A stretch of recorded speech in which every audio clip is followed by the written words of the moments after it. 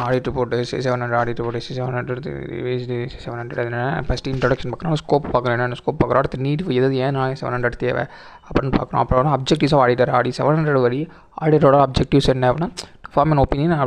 form opinion step evaluation conclusion based on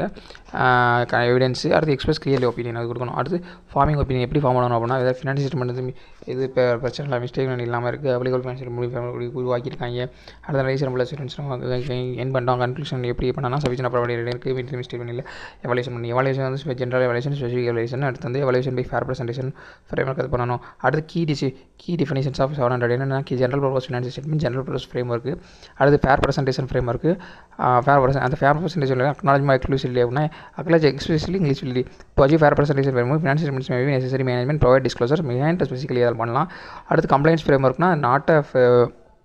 fair presentation அவ்வளோதான் not acknowledgement 1 2 அது form opinion வந்து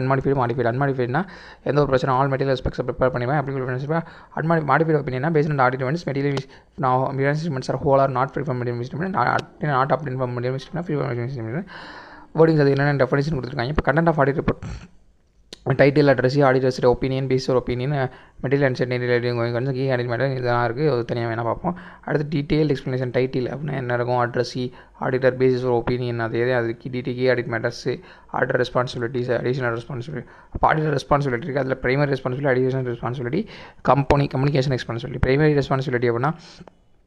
அப்புறம் material statements நம்மளாம் சொல்கிறது அது தனியாக பார்ப்போம் அடுத்து வந்து other reporting responsibility reporting legal and regulatory requirement that in addition auditor responsibility shall be addressed in separate sections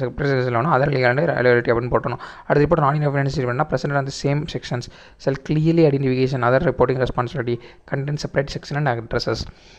report on same sections clearly differentiate அடுத்து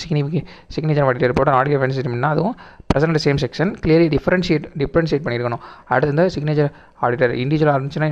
அவனோட பர்சனல் நேம் போட்டு அப்படின்னா ஃபோம் இருந்துச்சுன்னா phone number auditor foreign membership number அதெல்லாம் கொடுக்கணும் சரியா place of signature அப்படின்னு வந்தால் எங்கேயோ நீங்கள் ஆடிட்டிங் சைன் பண்ணுறீங்க அங்கே வந்து சரி டேட் ஆஃப் ஆடிட் போடணும் நோ ஃபெயிலியர் தன் த அப்படின்னு எவிடன்ஸ் பண்ணணும் approval of financial statement approval of comprise financial statement individuals அப்படின்னு sufficient of audit evidence date of audit ரிப்போர்ட்டில் அப்படின்னா not earlier than date of audit report வந்து எதுக்கு earlier தன் இருக்குன்னா sufficient of audit வாங்கணும் அப்படின்றதுக்கு முன்னாடி ஆடிட் ரிப்போர்ட் இருக்கக்கூடாது ஃபினான்ஷியல் அப்ரூவல் பண்ணணும் அதுக்கு முன்னாடி தான் ஆடிட் ரிப்போர்ட் இருக்கக்கூடாது யூடிஎன் அப்படின்னா இது மல் ப்ராக்டிஸ் அந்த மாதிரி தடுக்கிறதுக்காக ஒவ்வொரு ஆடிட்டருக்கும் கொடுத்தது auditor report ப்ரெஸ்கிரைப்ட் law and regulations அது லா அண்ட் ரெகுலேஷன்ஸ் படி சொல்லியிருக்காது இதெல்லாம் சரியா அடுத்து அவ்வளோதான் இதான் வந்து SA700 ஓகே